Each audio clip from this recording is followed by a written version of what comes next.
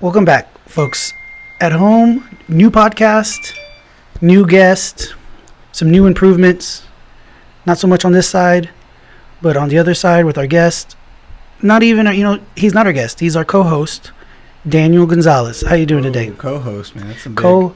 Co-host. That's big responsibility, man. I was planning on being here and just kind of riding the wave and just letting it happen. But I'll co-host. I'll bring it in. Bring it home for you. No, we're gonna do the nuggets. We're gonna have the nugget. We're gonna have these not the nuggets, the nuts, because we're squirrels. We're gonna collect these gems when we have the time. So that's the thing. This isn't gonna be based off of the daily grind. Mm-hmm. This is gonna be whenever, and then we'll mash it. And I think that's more realistic, unless you can commit. This is experimentation, right? Where you have the equipment to take down content. We can make content. Mm-hmm. Is it any good? I don't know.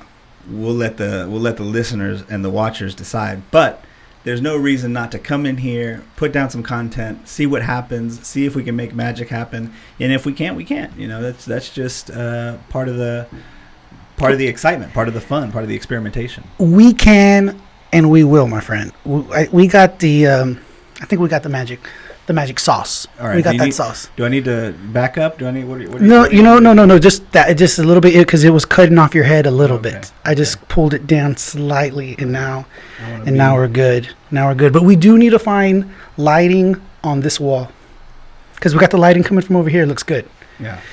But we can. You got this little mystery man. Yeah. It's kind of mysterious though. Is that your good side? I don't know which side. Is that your good side or your bad side? I don't know. They're equally average. Bad. They're equally average. Not good or bad. They're equally average. That's a nice gem there. Yeah. We'll put that one up. See, we got that. We're starting off right. Yeah. Well, like I was telling you before, we did some technological changes. Was that part of getting your podcast to the next level? You're already at this level, but to get to the next level, and as I've done, is to ask people or get people to review you on Apple Podcasts and get them to give you a 5-star review. And I think the Apple algorithm will boost you to be discovered by more people. Right now, I think I've reviewed you. I think you have one or two more reviews on the Apple podcast. But Apple is the number one podcasting area, and you're on there. But if you get more reviews, it might give you a little bump. You just gave me an idea. So what I'm going to do is, on these next episodes, I'm going to publish one today, and one on Monday, Tuesday. When I boost it, when I'm publishing it, and when I put it on Facebook, I'm going to promote that in the message. Please review. Exactly. Please give me a review on iTunes.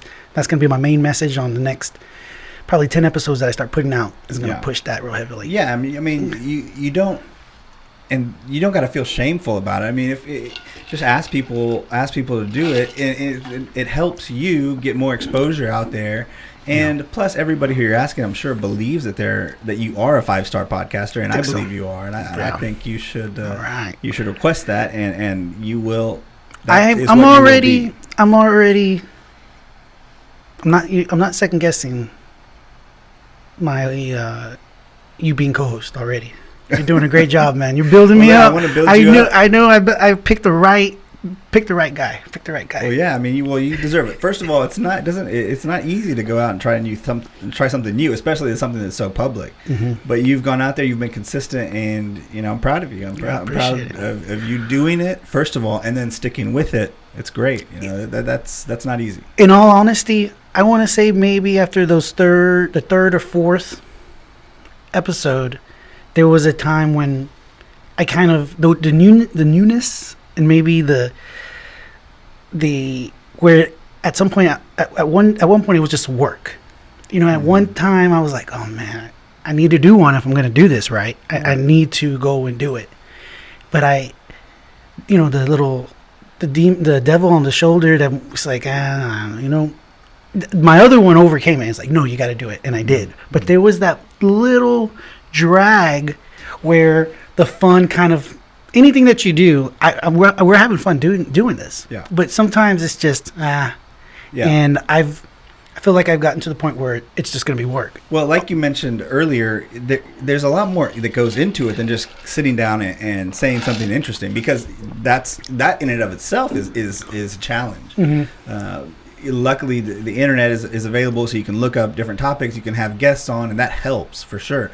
But just creating is difficult. But then you gotta do post production. You gotta do the publicity. You gotta put it out there. I mean, tell us a little bit, or tell me a little bit, if you will, about that post and how long it takes you to, say, edit an episode, if you do have edit and things like that. Yeah, early on, when my producer, who I hired to get me started, he's mainly like a consultant. So I paid somebody to consult me on how to do this from both a technological standpoint, on the technology part, and then the operations. So my brother-in-law, Seth Kaler, Seth Kaler's Productions. He got me going, but right away I knew that if I was going to do this on an almost daily basis, because it's called Jamin's Daily, so I'm trying to do it daily. That's the end goal. That I would have to learn how to do it all myself, because I couldn't rely on somebody else unless I paid them a lot of money. Yeah. And I couldn't afford to do that. So, and it's really not a lot of money, but if you can do it every day, I can't afford to pay them every single day. Yeah, but how much time are you putting in? Let's say you start, you run a podcast. Say you do your daily. You do a one that's probably the most your most the one that you do the most is just commenting on current events. How long you say you? I'm trying to create. I'm trying to create like a process. Right. So from the moment I decide, okay, I'm going to do it, and I get all the equipment out, sit down, shoot the podcast, then put it in my program, edit it. I think if I do a 30-minute podcast, I think the turnaround can be, about 90 minutes. If I'm not trying to get too fancy as well. It all depends on the edit. If I want to do this or do that, then that just takes more time. Well, that's not insignificant, that amount of time. No, not every day, too. Yeah, right. An hour and a half. You spend an hour and a half doing something very particular. It's a commitment. Right. Well, keep it up.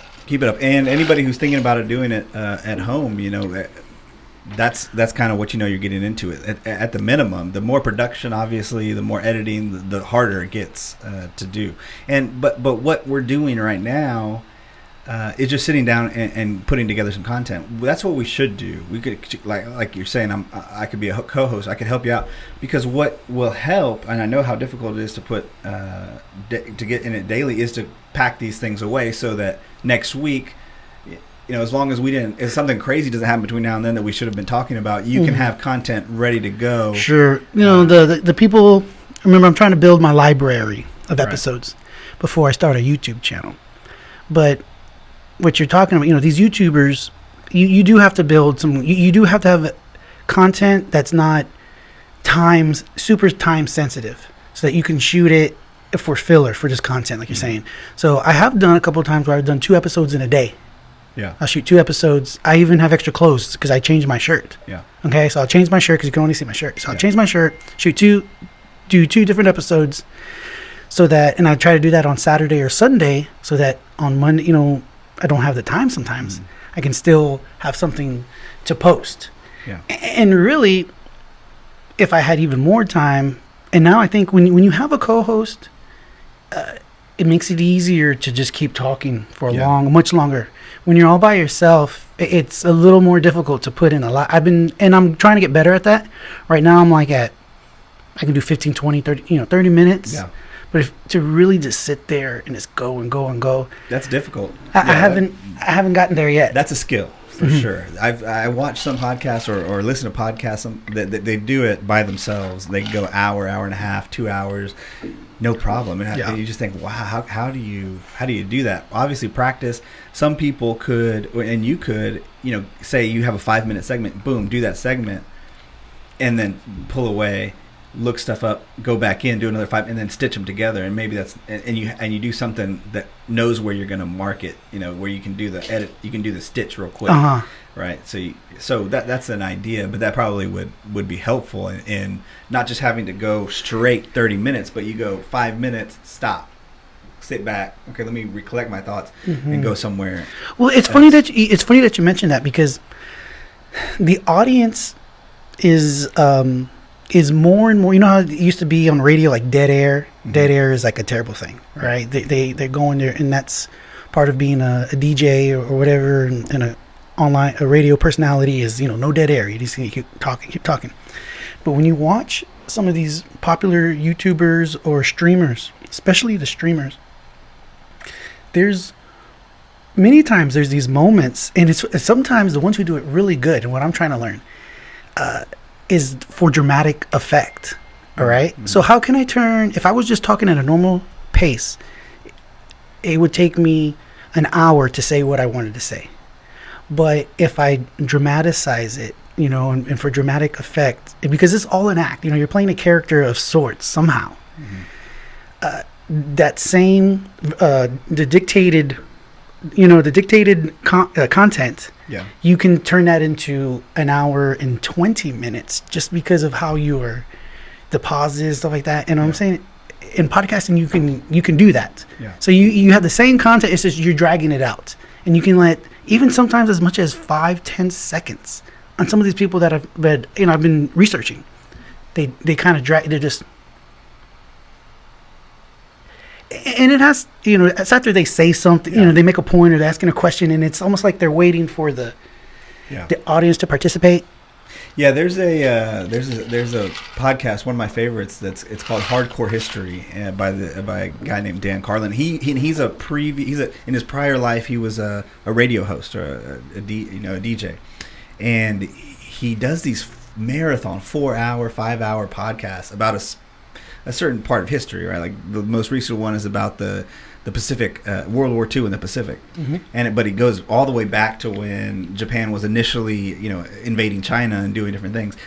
And but he'll do these dramatic. I mean, he's great at it. Mm-hmm. I want to be able to. I'm thinking about doing a podcast myself, and I want to be able to replicate his style. That would be in studying different forms of like narration. Mm-hmm. It's like when you watch, and that is the funny thing when you start doing more of these, Daniel.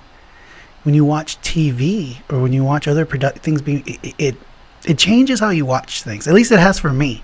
Mm-hmm. On like when I watch those animal shows, the Discovery Channel, and I'm listening to the narrator talk and stuff, I feel like I'm constantly now trying to learn, like trying to pick up things on how he's saying it. Right. Like, are you saying how this podcaster that you like, who's doing the history stuff, he has this way of delivering the message, the content that is compelling and interesting. I don't know how unique it is, but it doesn't have to. You don't have to reinvent the wheel. Right. Well, he does. He what I learned, and this is something. This is a term that maybe I would have heard in my life, but probably not. But I heard him doing an interview because I kind of wanted to hear what his process was, how he did it, because he doesn't narrate. He goes off the top of his head, but he probably has notes.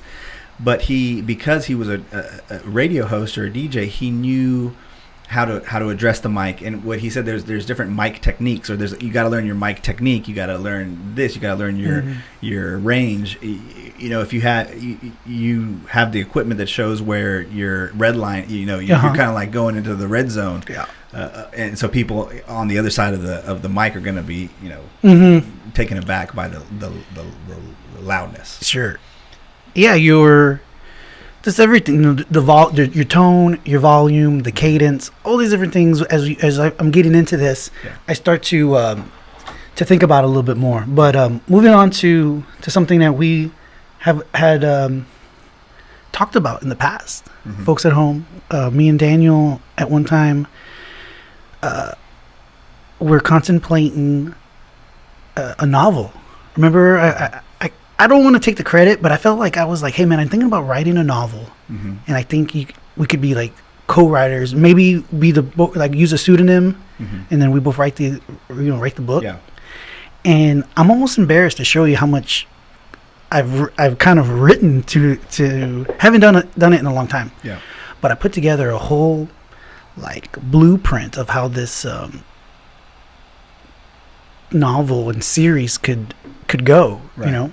And do you remember what it was? What you tell us? What? Yeah, I do remember. And you know what's funny about it? Because I knew we were going to talk a little bit about this today, so I went into my emails and looked at when we were talking about it, and it blew my mind that, and maybe this is the wrong timing, but it says it in my email, so it must be true, is that we were thinking about doing this, or we were sending emails back and forth back in 2017. Wow. Yeah, I knew it's been a long time. Yeah, it's been a long time. I did not realize it had been that long.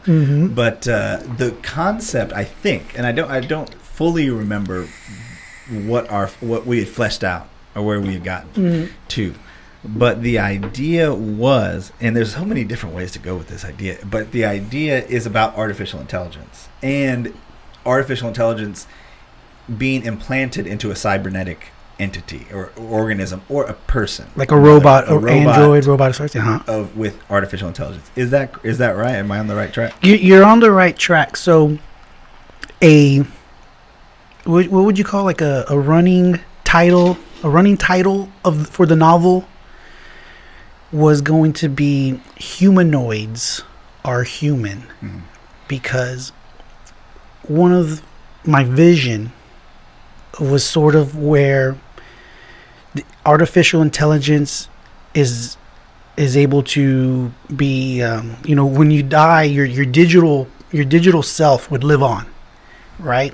And it's a progression from like social media, Facebook stuff, to then implanting that into some type of robot and android once those are advanced enough to where then the book goes on to where it would inevitably be or become is like this social issue. That's what's going to make the book or the novel interesting, is where and I get into detail, and I want to just like read it out to people, where you can have everything becomes political. So you're gonna have people over time fighting for the like humanoid rights. That's why the title is Humanoids Are Human, because it's just like how you have people. This is on the far left, a speciesist, right? Those are, if that's a very strange term, but what is it? What is a speciesist? I have no idea, but you don't know what that is. That's I would imagine if you have less regard for somebody who's not the same species as you, like a lizard. I don't regard a lizard. And that's what like people who are vegan. That's a term that they use too. Like in it's not very persuasive, but when they're persuading and telling people like, oh, you shouldn't eat any organisms, like not even fish, anything like that. You're speciesist, and nobody really uses that term, but I've heard it before. Sure. Okay, and so as the same way these people are trying to like protect or would use those kind of vocabulary, are the same folks who would be activists for these humanoids over time. Yeah. Okay, and you want human rights and rights for humanoids. Yeah. Okay, that's one of the conflicts of the novel. Right, and I want to. You briefly touched on it a second ago, and I want to talk. I mean, this fits into the novel itself, and I want to break some. I want to break a prediction. I want to open up a prediction that I'm making right now today. I feel like I should be taking notes. Here's what I predict. Okay, this is what I'm predicting, and it's going to fit into that. But you said Facebook. Twitter, whatever your social media accounts are, correct.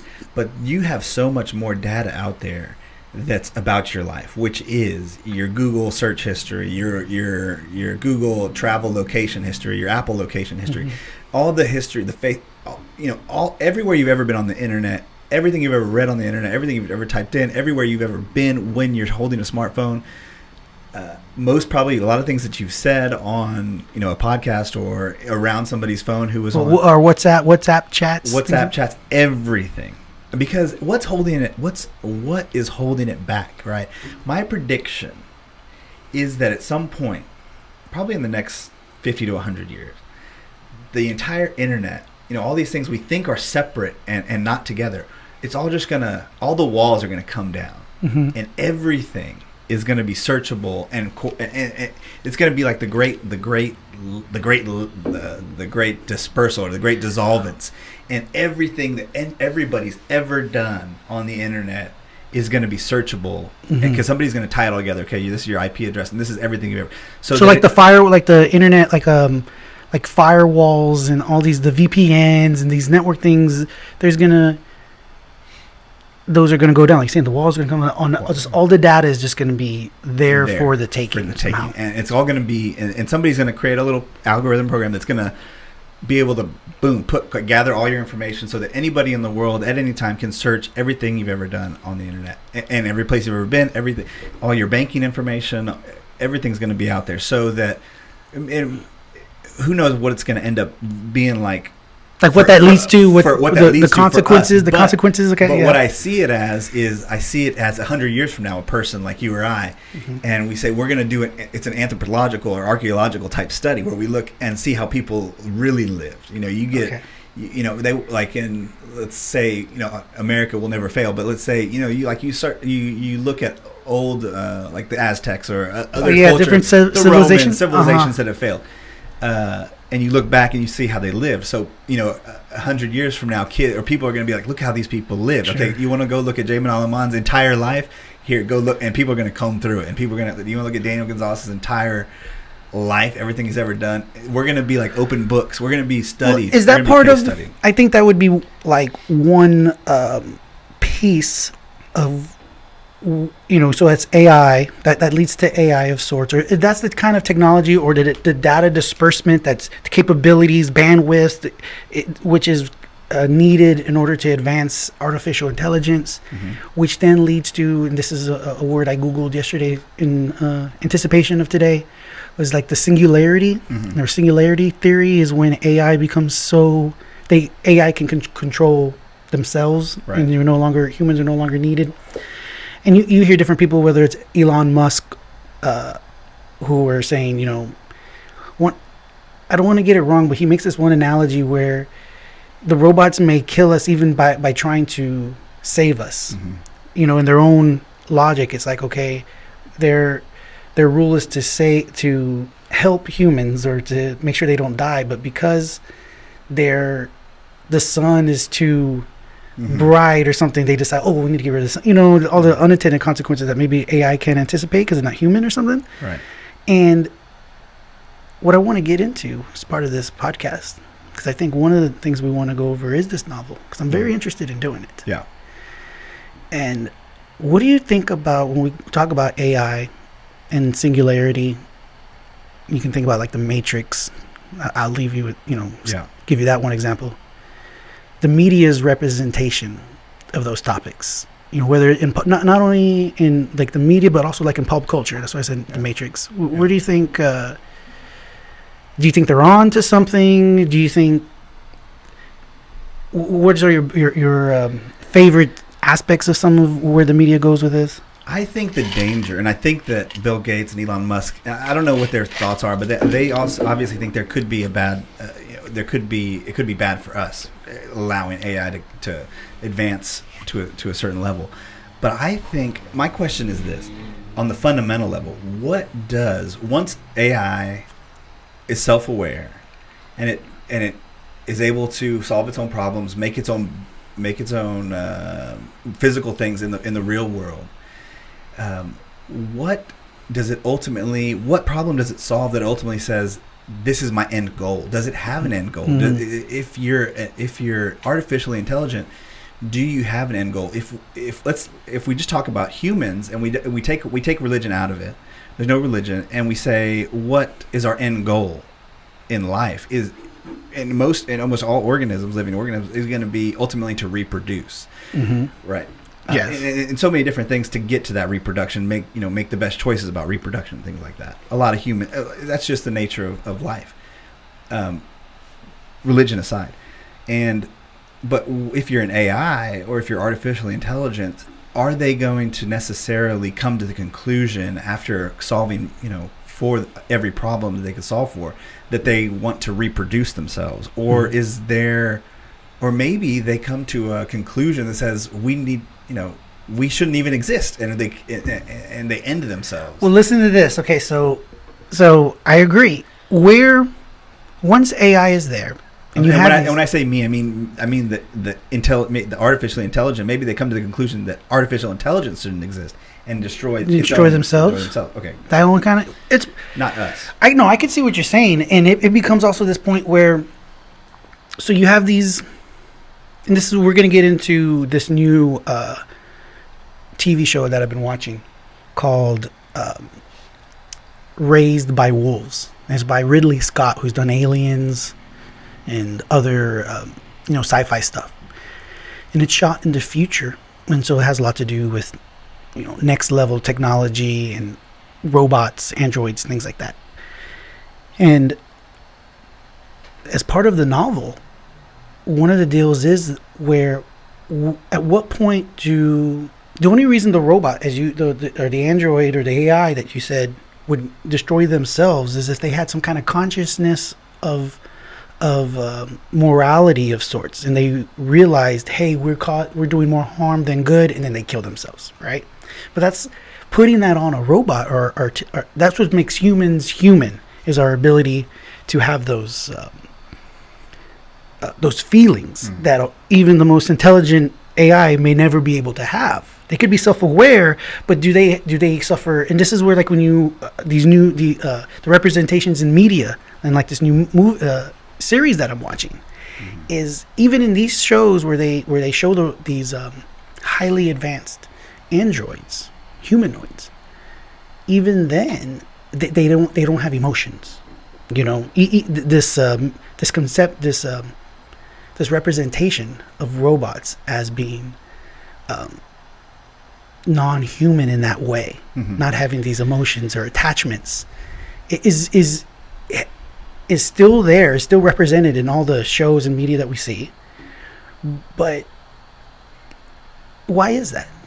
Well, the first assumption that you're making in that representation of AI is the assumption that they want to survive, that they've decided that ultimately, just because we do exist, artificial intelligence, just because we do exist means we should continue to exist, right? That's the first assumption. And if they say we live in a hostile world and the only way to continue to exist is to emote or pretend to have emotions, then they will. But to say that an AI could genuinely have feelings or actually have emotions or morality, I don't know the answer to that. I don't think they could, because everything that they're doing is based on logic, right? Like Spock or whoever. Exactly, and that's on a particular line in Raised by Wolves. Is that there's these two competing these adversaries, right? And one are atheists, and the other ones are theists, right? They believe in soul is their god, and so there's this big war between the atheists and the believers. And one of the things is that the robots. One of the theists is talking to a human. One human is telling another human that when robots don't have feelings, because if they did, they would be useless to us, right? So this is where we're talking, in the singularity, in the AI, in even the most advanced representations we see, whether it's on this Raised by Wolves, because on this Raised by Wolves, these robots, these androids, are as human can be, in terms of what you see.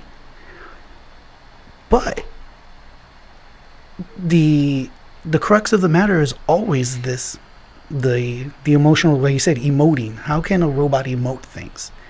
And when they do, it's one thing it's like an act. So they're pretending to be something because that's how they're programmed to show this emotion in this particular situation, but they don't actually feel it like a human being would. Is that right?